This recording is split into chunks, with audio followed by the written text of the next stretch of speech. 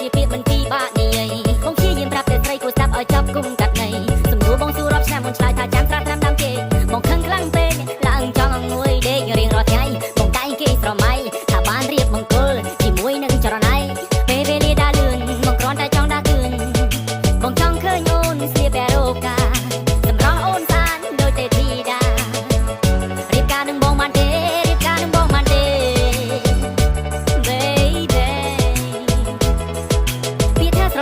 ជាពាក្យមិនពីបាក់និយាយអ្នកខ្លះស្នេហាក៏មានរាប់ឆ្នាំតែត្រូវបរាជ័យអ្នកខ្លះជាគិតថាស្នេហារុងរឿងមានន័យនេះគឺជាស្នេហាដែលមាននៅលើលោកីប៉ុន្តែបងនឹងត្រីស្រឡាញ់គ្នាយូរមកហើយសូមតែចិត្តថ្លៃប្រាប់ឲ្យត្រង់បងមានសំណួរត្រៀមចម្លើយបងតស៊ូយូរមកហើយរងចាំថ្ងៃមកកូកាសង្ឃឹមថាថ្ងៃណាយើងនឹងណាត់គ្នាចូលរោងការឆ្នាំមុនឆ្នាំនេះពិនជាដល់ឆ្នាំក្រោយកន្លងផុតទៅ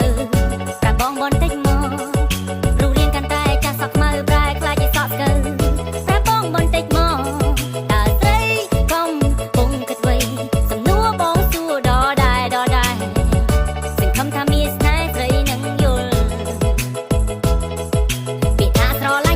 ជាពាក្យមិនពីបាក់និយាយអ្នកខ្លះស្នេហាធ្លាប់មានរាប់ឆ្នាំតែត្រូវបរាជ័យគុំទុកដល់តែបងរស់ជាតិសែនជូរតែការមានកំណត់គុំទុកនៅយូរពាក្យថាស្រឡាញ់ហើយស្មោះជាពាក្យមិនពីបាក់និយាយអ្នកខ្លះស្នេហាធ្លាប់មានរាប់ឆ្នាំតែត្រូវបរាជ័យគុំទុកដល់តែបងរស់ជាតិសែនជូរ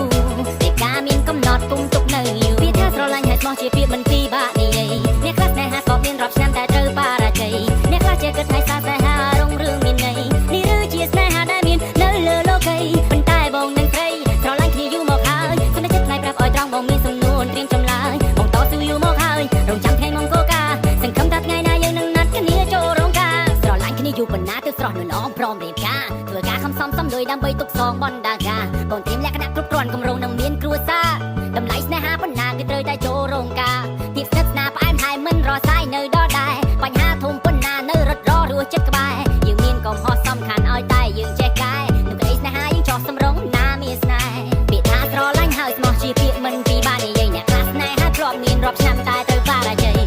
គុំទុកដល់តែបងរស់ជាតិសែនជូរ